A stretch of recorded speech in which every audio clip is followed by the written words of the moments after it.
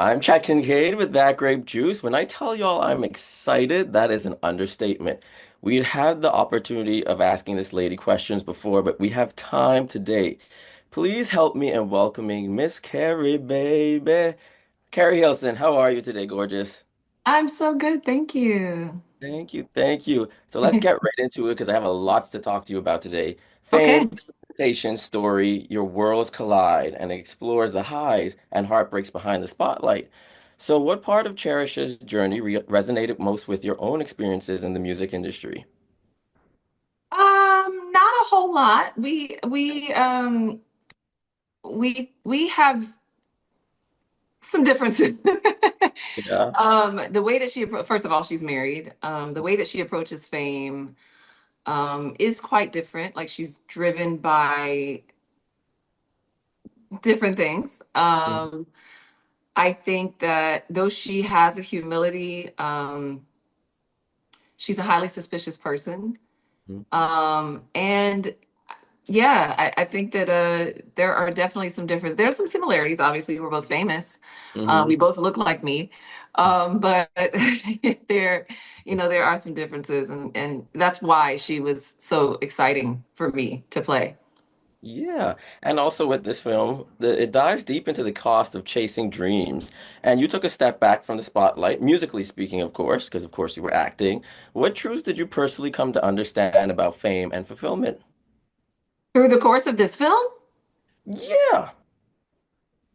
I don't know that it taught me anything, but it is like a cautionary tale. You know what I Hmm. mean? Like there is a I don't want to, it's hard to talk about movies without, like, I'm wanting to spare the viewer. Like, I want to give enough, but spare the viewer of, like, Yeah. the minutia so that it doesn't ruin any part for them. Like, oh, I heard about this. Like, I hate watching a movie and I feel like someone told me this would happen. Hmm. So, but it is a cautionary tale. So there are lessons. There are Yeah. lessons. There are definitely lessons. And I guess one that I could say that doesn't give the story away is like family first. Family Yeah. first. Hmm. That is a beautiful message, and Yeah. I'm gonna get really excited now about to talk about. We need to talk, love, your return to music, your first album in 15 years. Yeah. When did you decide that you wanted to get back into it, to do the Me versus Me video series? Talk to me. Talk to me about this new album. Well, I think it was like an ongoing decision. I felt ready for some time. There were some hindrances. I always think of the phrase like we make plans and God laughs and has his way anyway. Yeah. And that is literally what it has been for me. I did get the idea last year to do the Me versus Me, where it Mhm. was like, I just kind of wanted to, I felt like me just presenting music to the world did not feel right. Like there had to be a way that I'm answering questions and allowing my fans into like who I am, where have I been, what am I thinking about returning? Do I have any reluctancies, if that's a word? Um, is there any reluctance? And what is that about? Are there fears? I just felt like it was necessary and fair to come back out in the way that I did. So I'm really proud of the rollout. It's been nothing but honesty. It's been, uh, you know, long overdue and in every way. That's so beautiful. And speaking of honesty, Naked, I'm in love with that song. Just want to let you know Thank that you. whatever say that, I just love the entire album. Now you're saying basically, and you revealed on a podcast recently that you're gonna go bold with this. Is this gonna be a 3 disc project? Yes, it is. And what can you tell us about that? Like the titles, the release dates, the vibe, the production. Tell us a little something. I can tell you that each one has its own timbre, its own tone, Hmm. but it all weaves together. It's called Love, Drama, Redemption, and it all weaves together to tell one of my stories. Hmm. And I really look forward to people hearing that story. I think women can definitely relate. Not think, I know women would definitely be able to relate. But I wanted to start it off with love. To Hmm. me, that starts the story off perfectly. It's a testament to how I love, and um, I also thought it was important because I feel like it's something kind of missing in music also. Hmm. There's other stuff, there are other tones, of Yeah. course. As you can tell by the next title, Drama, it's going to be Mhm. quite dramatic. Yeah. But love, I thought was really important to start with because I think that that is one of the things that's kind of missing in modern R&B, Mhm. um, is just pure love. Um, so yeah, I'm really excited. It is three parts of the same album. Yeah. Just kind of broke it up for short attention spans. Yeah. And yeah, I'm just really excited to see how it's going to be received. That's the part I Well, never know. And I'm excited. well, I can't speak for everyone else, but it's received so well over here. Now, I Thank gotta you. let you know some of the most beautiful things I like to hear your voice over are a Timbaland beat. After Love, Scream with Nicole Scherzinger, even the Since You've Been Gone interlude. I still listen to that to this day. So I know Wow. you have a relationship with Timbaland, but can we expect to hear a collaboration with you two in the future projects? Possibly in future projects. We're Okay. still cool.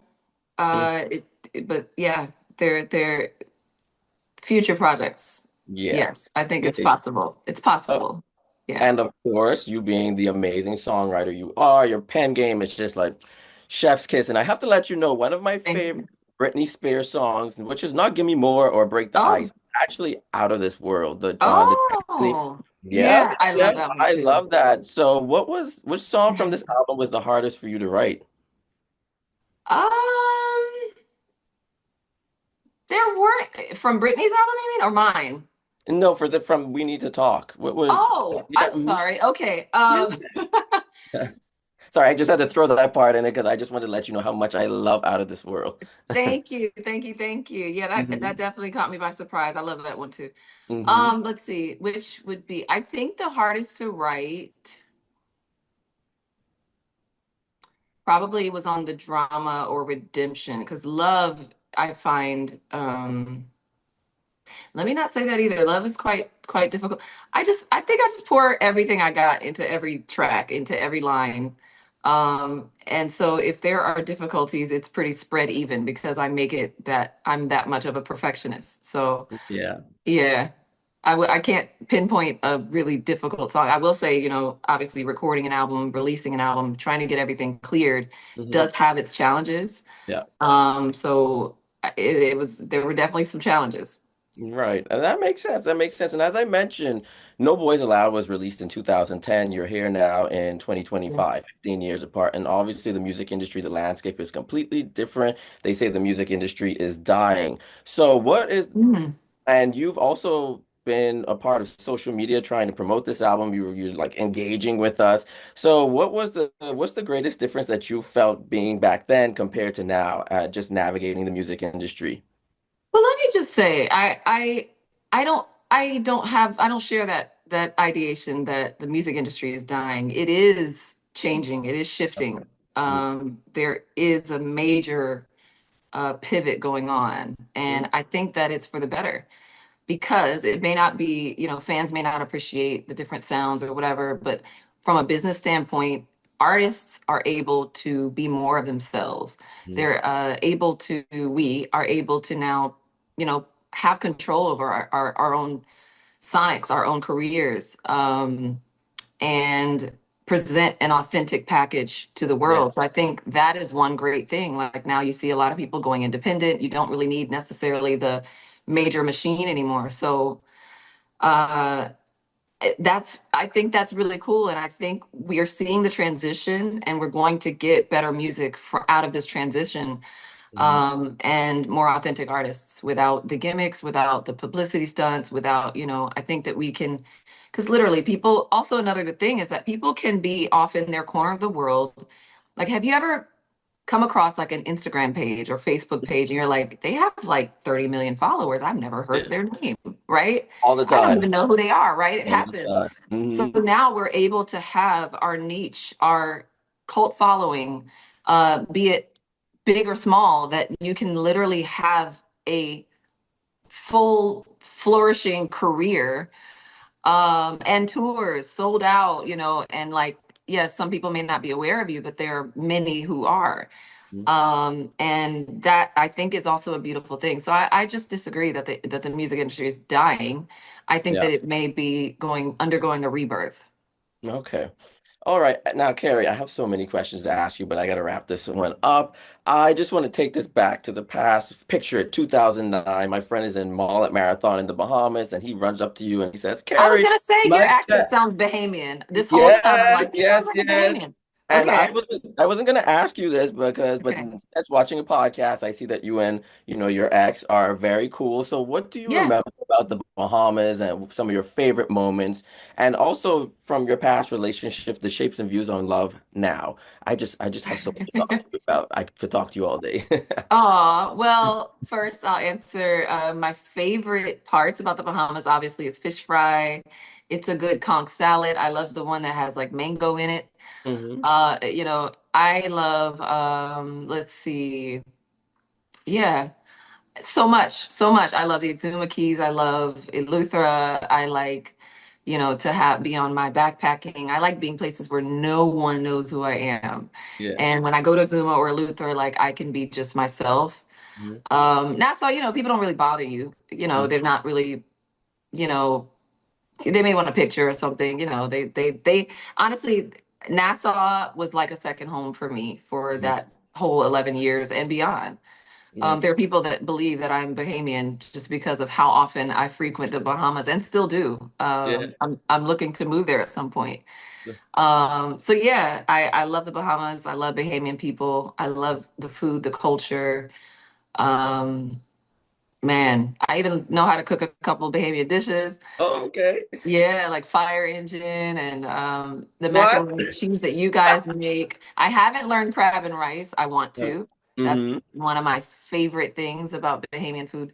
Let's see. I know how to make steamed chicken. I know how to make what is it called? The clear broth fish, like a stew. No, Boiled fish. boiled fish. Yes, yes, yes. I know how to Mm-hmm. make that.